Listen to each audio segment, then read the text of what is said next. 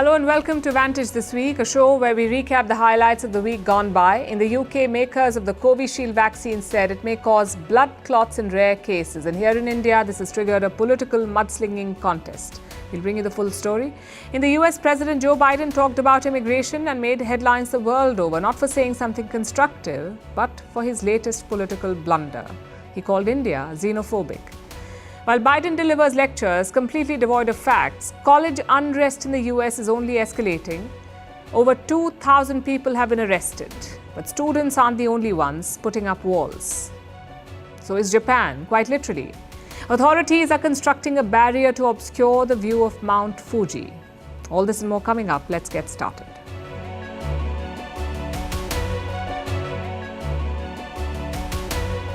Medicine and politics. Two things that you should never mix. One is based on science, the other is based on sentiment and power. So it's important to separate the two.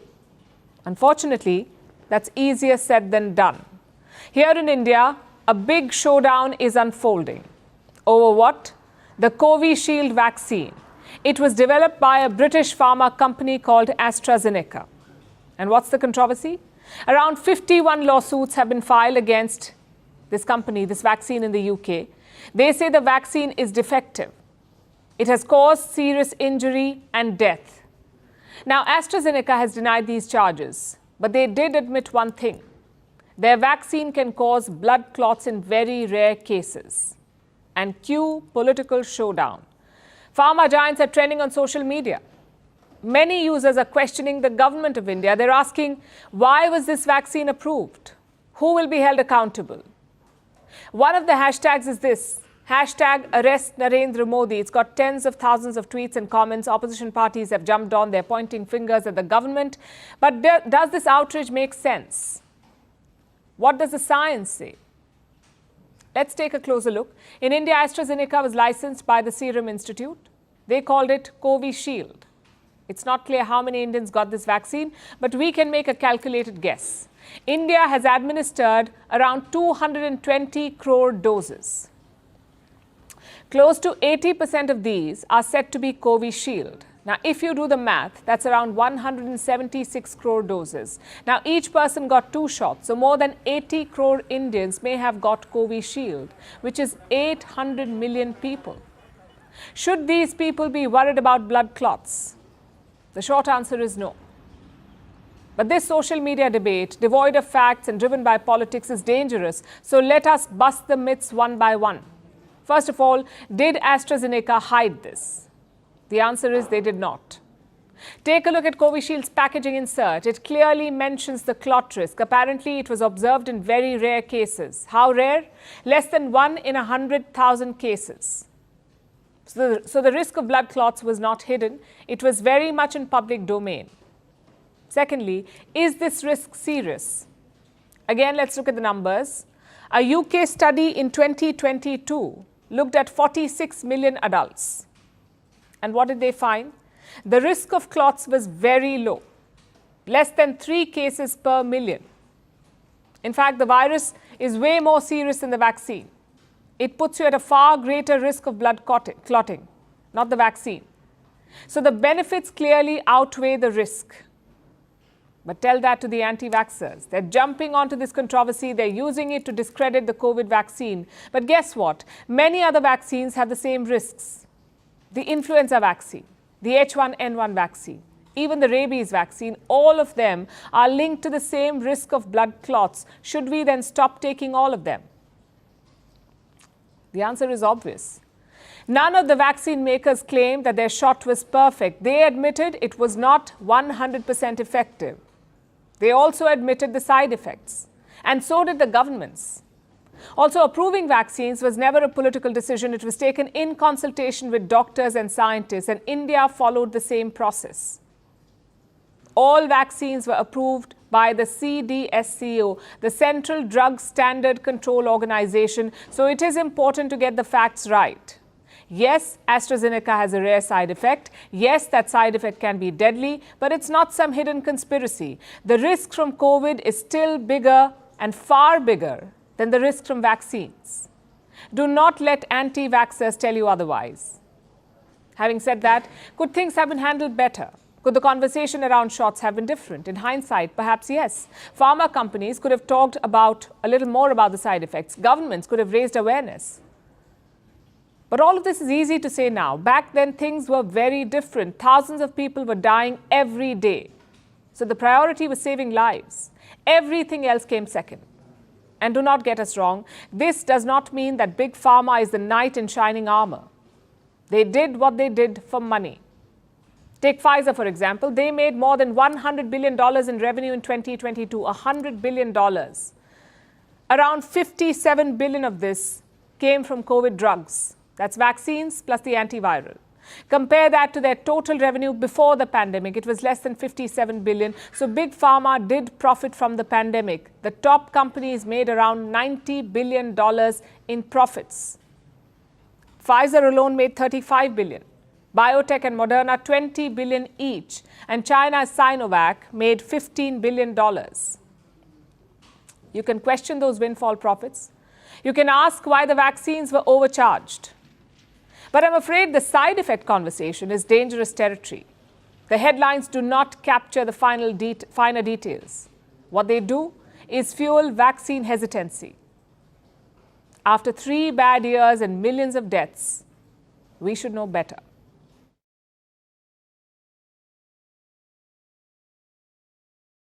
A country like India faces all kinds of threats and challenges. Some are visible, like the Khalistanis, but many others are covert. They hide in plain sight until they become too big to ignore or overcome, like India's dependence on China for goods.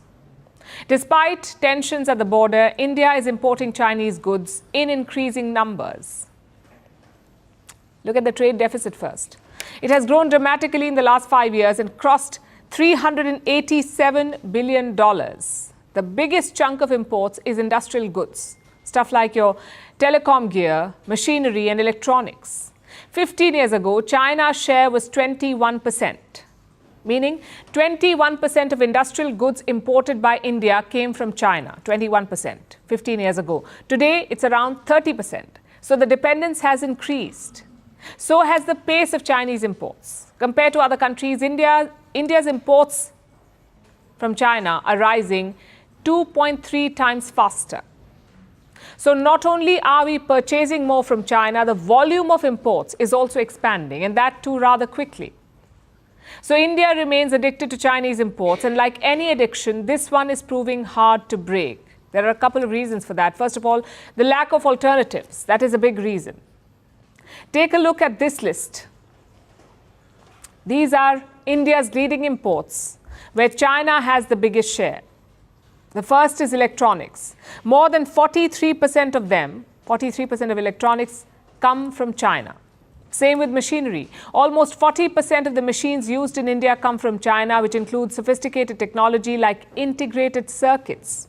In 2022, India bought circuits from China worth over $4 billion. Why this dependence? Because we lack the know-how to make sophisticated equipment and parts.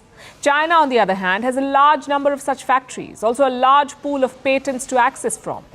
Chinese factories contribute over 28% of the world's manufacturing output. So in 2022, they received almost 800,000 patents.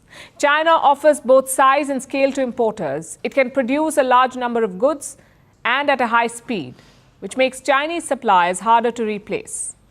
That's one factor, one problem. The second factor is cost. Let's take the example of APIs. That's active pharmaceutical ingredients, API. They're the raw materials used to make drugs, your medicines. India relies heavily on China to supply these APIs. They come from China. Why this dependence? Because China's API supplies are cheap. Take paracetamol, for instance, one of the most commonly used medicines. It is used to treat fever. What is the price of paracetamol in India? Around $4 per kilo. And how much is China selling it for?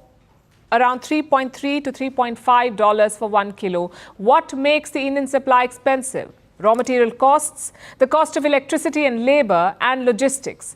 All of these add to the price, and compared to India, China is far more cost effective on all these three fronts. But it's not all gloomy. This is beginning to change. During the pandemic, India tried to break China's monopoly on the API supply. India introduced production-linked incentives. And the effort has seen some success. Earlier, India imported 80% of its APIs from China. Now that figure has come down to 68%. But there's still a long way to go. If India wants to reduce its dependence on China, it must build up its own manufacturing capacities, and it must do so fast. The border situation has left us little choice. A few days ago, Beijing offered this piece of advice to New Delhi. A healthy and stable relationship between China and India serves the common interests of both sides. It is conducive to peace and development in the region and the world. The border issue is not the entirety of the China-India relations, and it should be properly managed in an appropriate place with a bilateral relationship.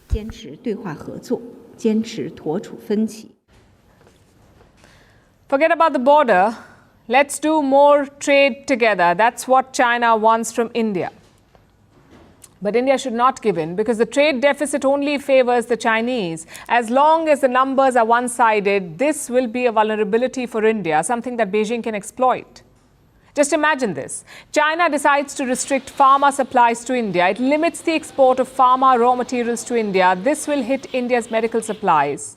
And we need to be prepared for such scenarios to mitigate these risks.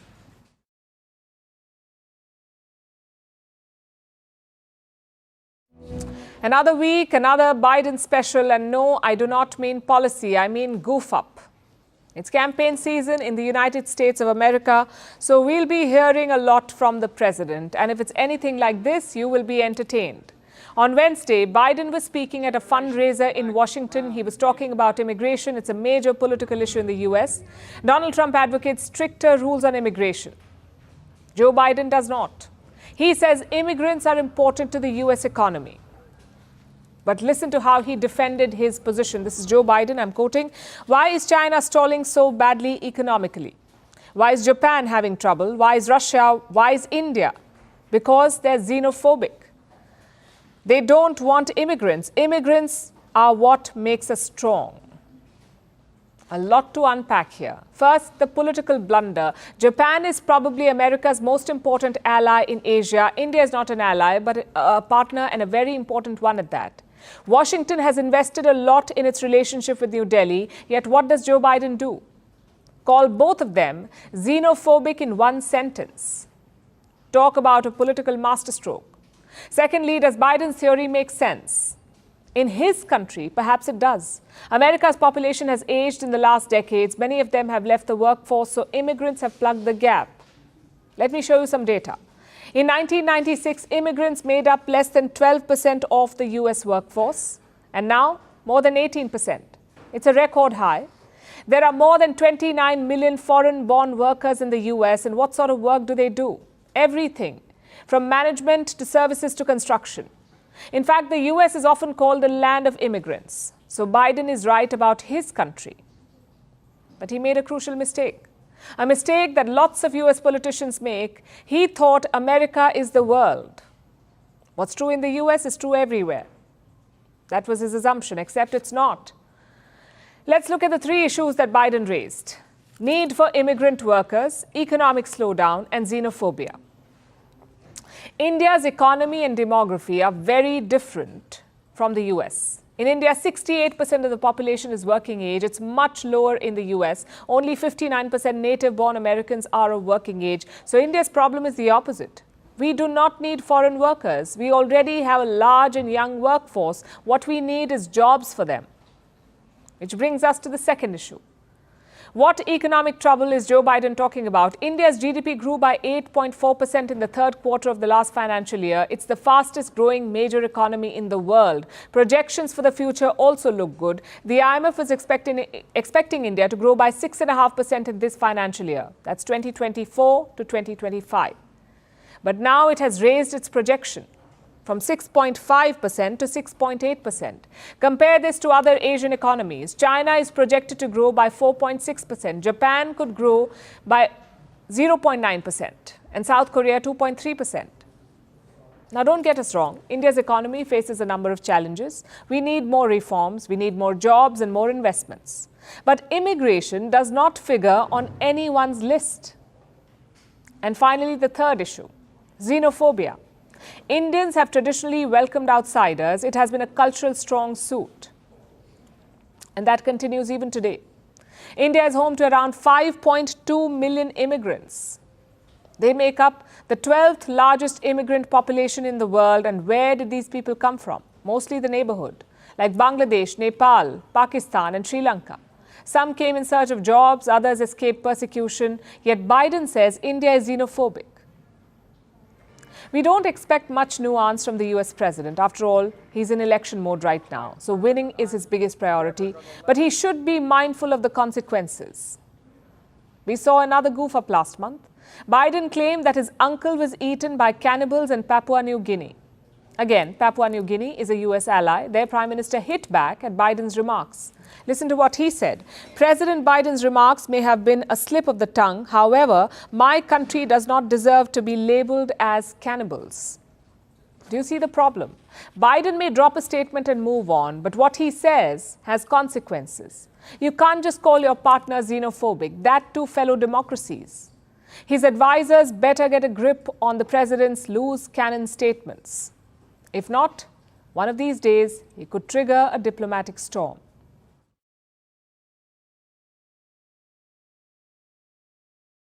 Free Palestine!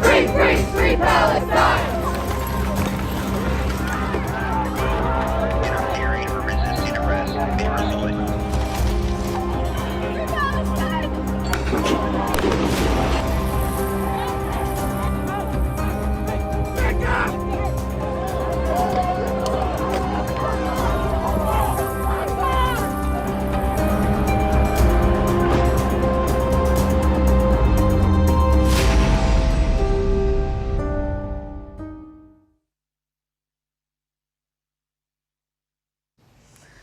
That was the University of California. Police entered the campus on Thursday. They cleared out most of the protesters. We showed you the pictures yesterday. A lot of flashbangs, tear gas and batons. So now the focus is on the police action.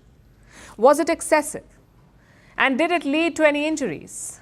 We're hearing conflicting reports. The protesters say they were beaten up by the cops, but the police say it was a minor pushback. I was on the front lines. I was, the cops hit me with their batons and they grabbed me. I did not resist arrest, but they grabbed me and I said, okay, at this point, the bets are off. The school rather physically intimidate their students, eventually hurt their students, rather than even consider divestment. We consider it a successful, incident. We didn't see no injuries on both ends. Our officers were able to remove the agitators. We're still working on a few agitators that are still on campus. However, we are making progress.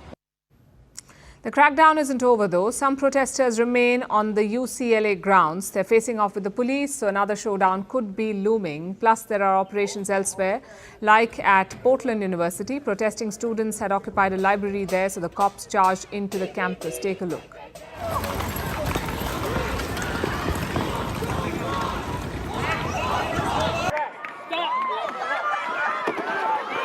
Resisting arrest may result in use of force and criminal charges.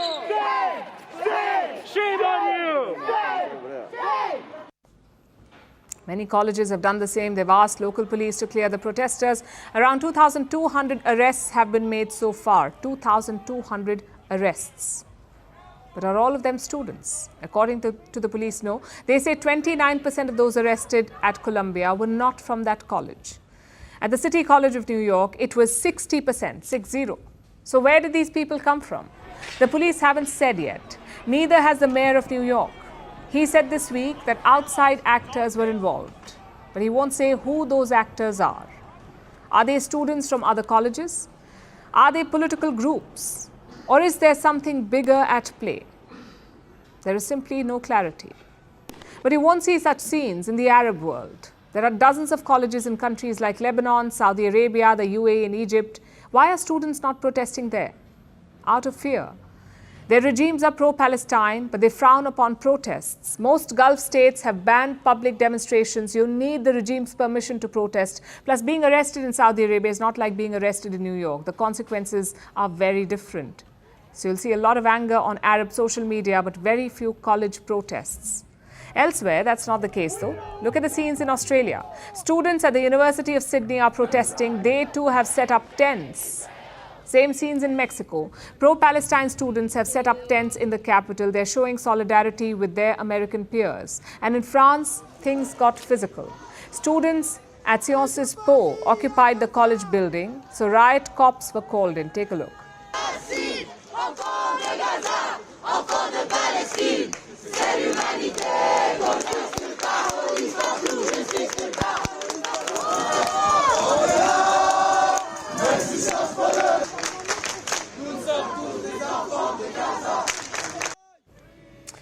Much smaller protests than the US, also less violence, so I guess there is a different way to protest. Speaking of which, a new protest symbol is spreading in the US.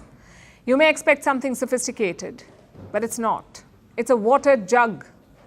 And the origin story is quite interesting. Last month, police entered a college in California. They tried to clear out the protesting students, but some of them pushed back. How? Using an empty water jug.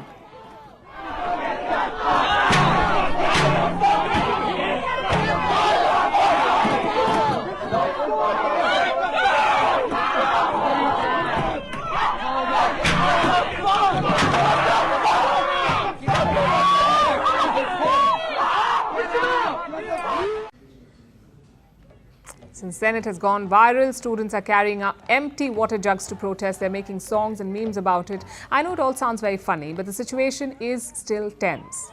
Hundreds of protesters remain in colleges around the US. Will all of them be dragged away? Is there no better solution? Well, there could be. A few colleges have resolved the protests peacefully. How? By striking a deal with students. 4 colleges have done this so far. Rutgers University in New Jersey, University of Minnesota, Northwestern University in Illinois, and Brown University in Rhode Island. Each of these deals are different. Let's look at the latest one in Rutgers. Students had a total of 10 demands, like divesting from Israel and cutting ties with the Tel Aviv University, also accepting displaced students from Gaza and displaying flags of Palestine on campus. The college has agreed to 8 out of 10 demands. The 2 important ones were not accepted: divesting from Israel and cutting ties with Tel Aviv University. Yet the students disbanded. At the University of Minnesota, it took even less. The college president agreed to meet the students, so the protest was called off.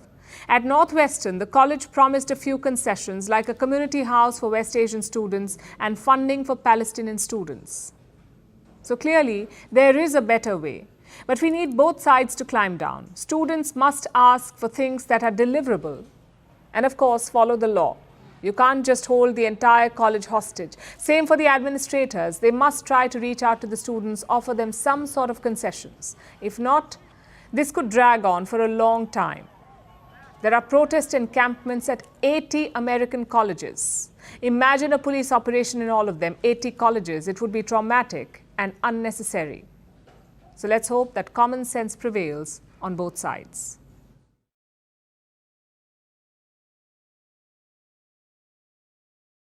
It's hard to become number one, but you know what's tougher? Staying at number one.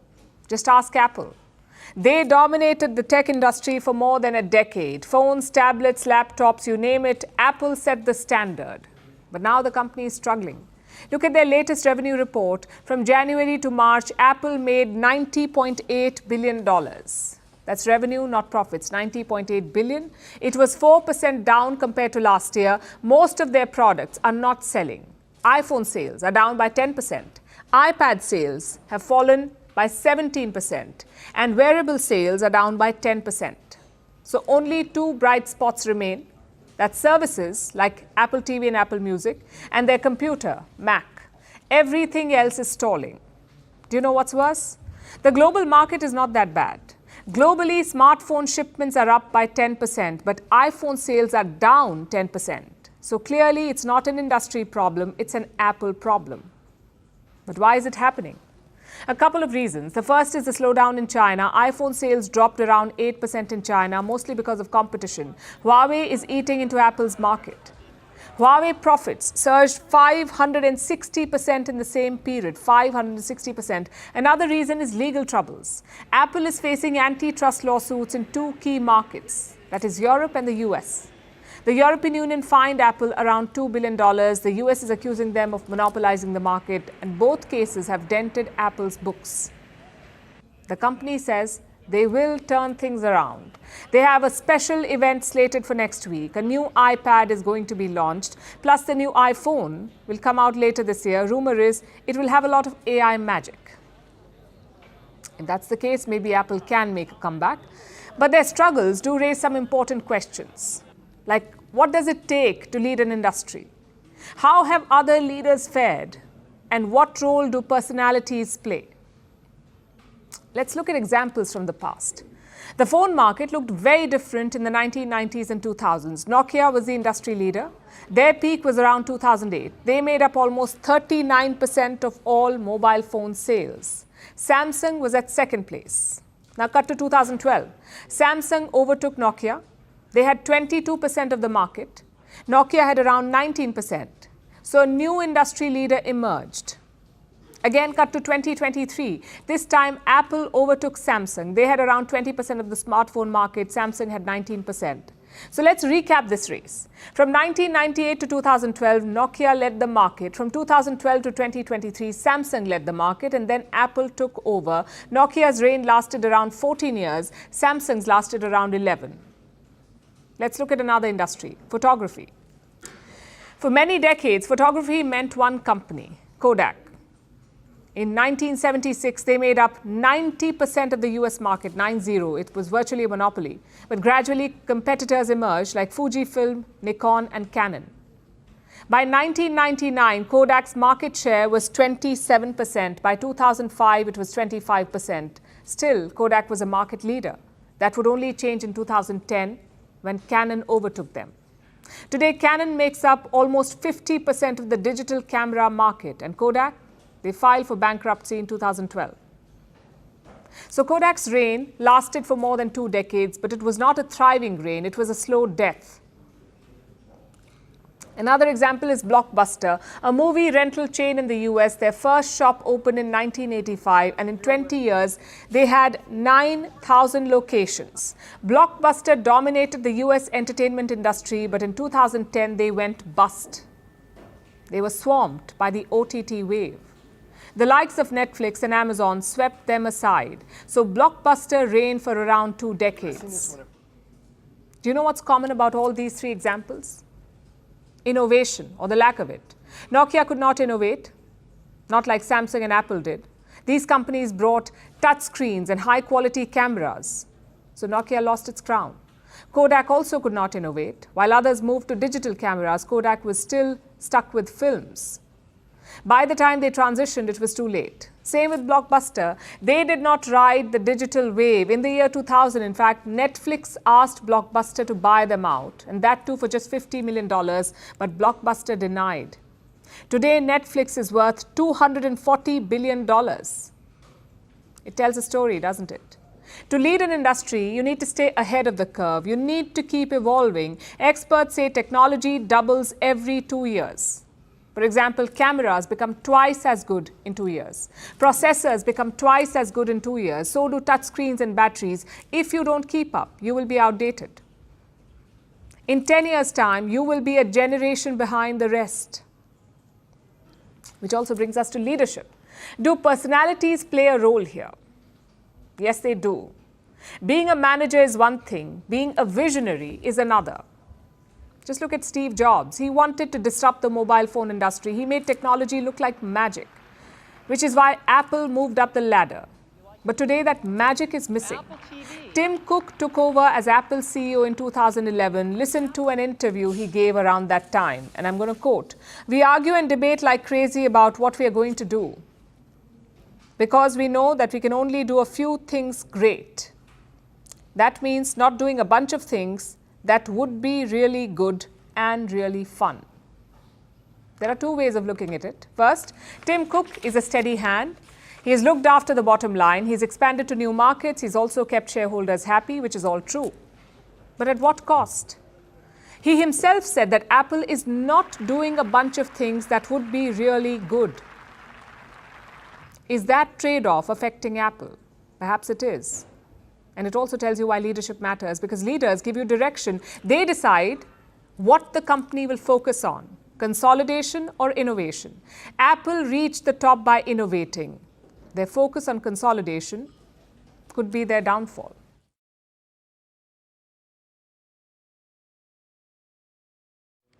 Tonight we start with Trudeau land, sometimes called Canada.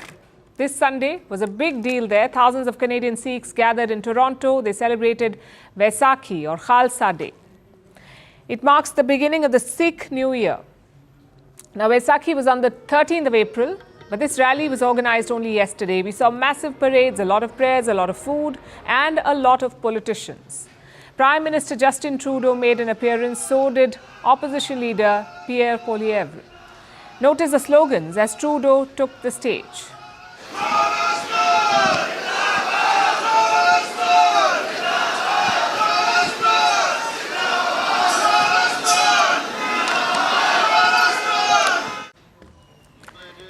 This was supposed to be a religious event, an event to showcase the Sikh culture. Instead, it became a political rally. Khalistani separatists chanted slogans non-stop. They shouted Khalistan Zindabad, basically the creation of an independent Sikh state, which indirectly calls for India's breakup.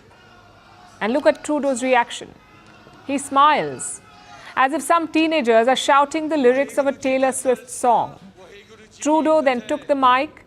He talked about protecting Sikhs from hate. He also promised more security for Gurdwaras. Waheguru Ji Ka Khalsa, Waheguru Ji Ki Fateh. Happy Vaisakhi, Joyeux Vaisakhi. To the nearly 800,000 Canadians of Sikh heritage across this country, we will always be there to protect your rights and your freedoms, and we will always defend your community against hatred and discrimination. Trudeau also got a gift, a ceremonial sword from the organizers, and as he received it, more chants filled the air, again pro-Khalistan slogans. Up next was the leader of Canada's opposition, Pierre Poilievre. His entry also triggered the same reaction. Take a look at this.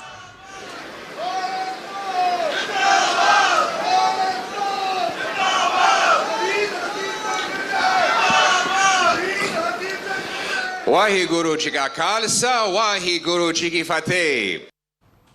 They all aced the line. India has condemned this event. It has also summoned Canada's Deputy High Commissioner in New Delhi. The government says Canada is giving space to extremism.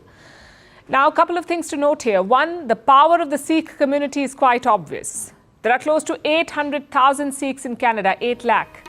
And the country's top leaders are lining up to woo them, so the political power is huge. And two, the Khalistan problem is also obvious. Most Canadian Sikhs may not agree with this ideology, but it's getting a lot of patronage, especially from Justin Trudeau. Just think about it. You're the Prime Minister of a democracy. You get on stage. You hear secessionist slogans against a fellow democracy. What would you do? Shut them down if you can. If not, at least criticize later on social media. But Justin Trudeau did none of that. He probably thinks it's all freedom of expression. Now compare this to Australia. They too hosted Vaisakhi events this month. Prime Minister Anthony Albanese attended one of them. No Khalistan slogans there, no secession calls, just a celebration of Sikh culture. Why can't Canada do the same? Because of politics. In Canada, Khalistanis make a lot of noise. They claim to represent all Sikhs. One example of that is Jagmeet Singh. He's a coalition partner of Trudeau and a bona fide Khalistani. Without him, Trudeau's government will fall. So the Prime Minister plays along. India has repeatedly warned Canada against this, to not platform Khalistani separatists. And what does Trudeau do? The exact opposite. He attends an event where people shout Khalistan Zindabad. It's a very risky strategic move. Trudeau's relations with India are already on life support. First, he allowed Khalistani referendums in Canada. Then he accused India of assassinating a designated Khalistani terrorist, Hardeep Singh Nijjar. And now this. which makes you wonder, where does it stop? Just look at recent opinion polls. Around 43% Canadians plan to vote for the Conservative Party, which is the opposition, 43%. Around 24% prefer Trudeau's Liberal Party. And 19% want Jagmeet Singh. So if elections are held today, Justin Trudeau would lose. His party would be voted out of power in Canada. Is that why he's accommodating the Khalistani movement? To woo the Sikh vote bank, to keep his alliance with Jagmeet Singh? If so, it's a bad bet for Canada. India is poised to become the third largest economy in the world. Western countries are lining up to sign trade deals with India, but Canada is missing out, all because of Trudeau's attitude. His government has been wrong about India once. In January, Canada decided to investigate the Indian government. For what? Election meddling. Canada said, or thought, India tried to influence its general elections. But this month, New Delhi got a clean chit. The investigators said India did not try to meddle. So I guess Canada was wrong all along. This Khalistan threat is more of the same. India has repeatedly told Canada why it's a problem. Creating a Khalistan in India is impossible. The movement has virtually no supporters here. So when the India project fails, what will these Khalistanis do? They'll do what any terror group does. They will turn inward. Let's hope it never comes to that. But if it does, these pictures will haunt Canada. Pictures of their Prime Minister brushing shoulders with violent separatists.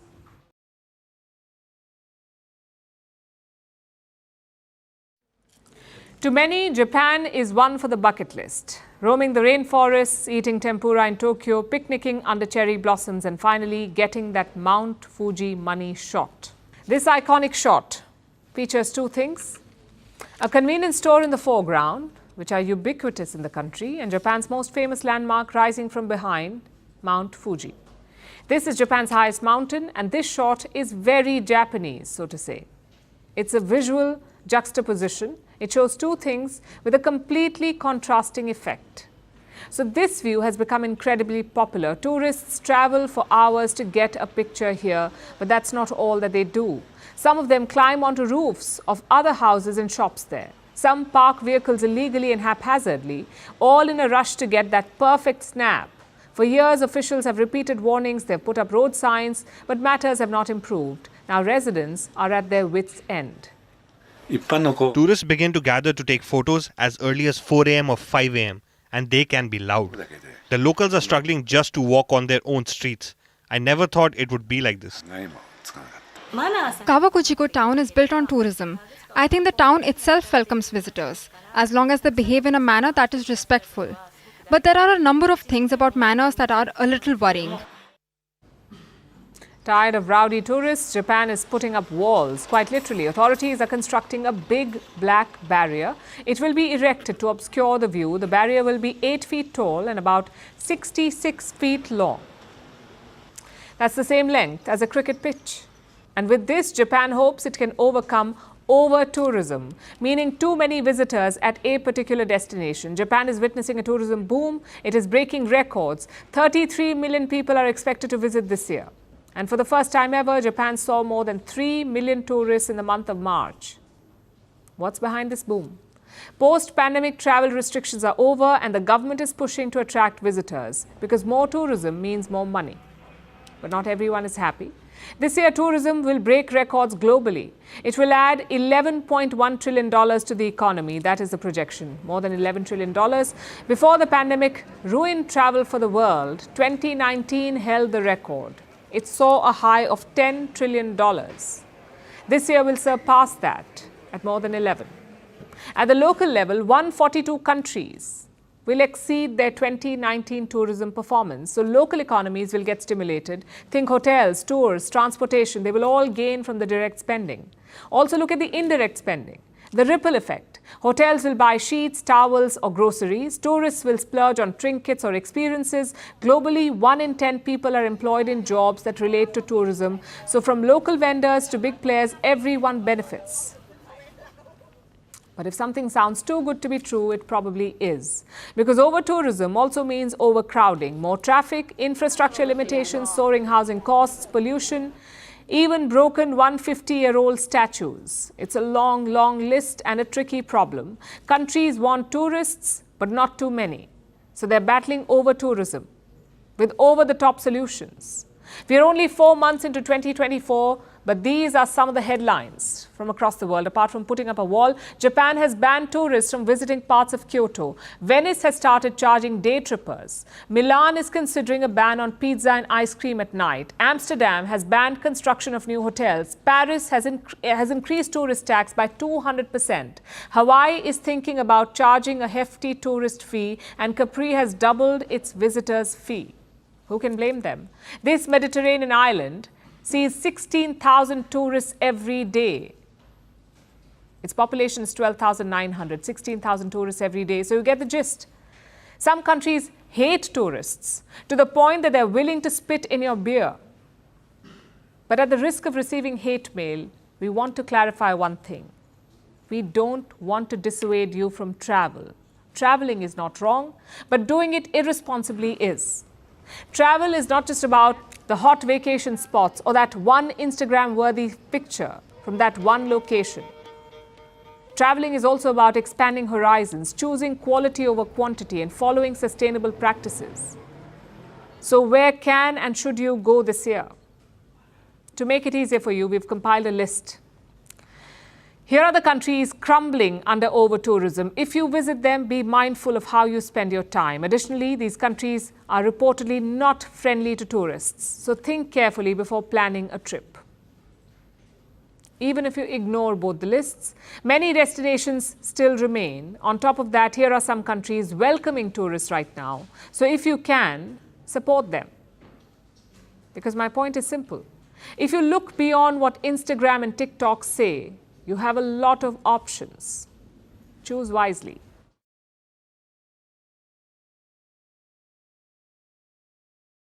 What are some of the world's greatest rivalries? You may say Muhammad Ali versus Joe Frazier or Batman versus Joker. But ask any scientist and they will most likely say nature versus nurture. Both shape us, but which one has greater influence? For centuries, this question has puzzled scientists. Research has drawn a clear line between the two, between heredity and experience. And scientists have demanded a champion. In 1874, an English researcher shared a groundbreaking finding. He famously said, when nature and nurture compete for supremacy, the former proves the stronger, meaning genes will always come out on top. After all, genetics influence our height, weight, and habits. They shape our mental and physical health. They affect our likelihood of developing health problems, from cancer to depression and obesity to Alzheimer's disease. It's all in the genes. But over the past few decades, there has been a shift in thinking. Drawing a clean line between nature and nurture has become tricky, and scientists say that genetics is only half of the discussion. Now, a new study is out, the first of its kind, and it says that lifestyle and genetics are intertwined, meaning your lifestyle choices can influence how your genes function, and by extension, how your body functions. So what kind of choices are we talking about? Eating well, avoiding cigarettes, getting adequate sleep, and being physically active, managing stress, and developing positive social relationships. It's a tough ask. But if we get most of them right, most of the times, there is a big reward. We may be destined for the path laid out by DNA, but our everyday choices can tweak that path. Let's say you have life-shortening genes. In that case, a healthy lifestyle can counterbalance genetics. It can offset the impact of genes by 62% and add 5 years to your life. Vice versa, the same is true.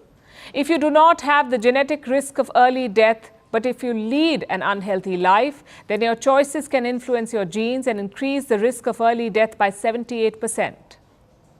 And if you have a cocktail of both, unhealthy lifestyle and shorter lifespan genes, then you have double the risk of early death.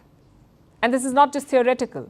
Let me show you some numbers. Every year, 41 million people die globally due to genetics and unhealthy lifestyles. 41 million people. That's 74% of all deaths globally. Now, this study may sound depressing, but it has a brighter side. It shows us that the food we put in our bodies, the exercise we get, the chemicals we are exposed to, and our social environments can alter our health. And I say alter because they can physically alter our genes. You see, the human genome is dynamic. Genes can turn on or off, depending on the signals they receive from the body. So the choices you make are like a remote control. They can control genes to an extent. So for someone with obesity genes, for instance, it may be difficult to lose weight, but it's not impossible. People can self-engineer their genes. Humans have 1,500 genes that are on or active. Lifestyle choices affect 1,200 of them. They can also influence 21,000 other genes that are off or inactive. For instance, if men adopt a healthy lifestyle or do physical activity, reduce stress and maintain a healthy diet, they can turn off genes associated with prostate cancer. Instead, they can switch on the genes that cause cancer cells to destroy themselves. And the same principle applies to many other diseases. This is both sobering and encouraging. It shows that we're not completely at the mercy of our genes. In many ways, our genes depend on our decisions and habits. But as they say, with great power comes great responsibility.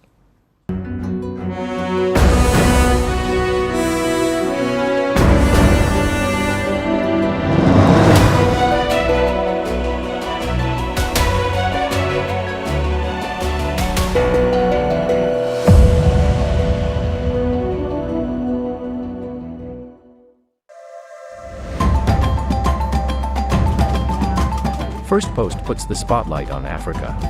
We report from across the continent, rewriting the narrative. Stories of hope and progress. Amid coups, conflicts, and climate crisis. The challenges are many, but so are the opportunities. Trying to do what benefits the majority of citizens. Tracking the world's second largest continent. Launching soon. Firstpost Africa.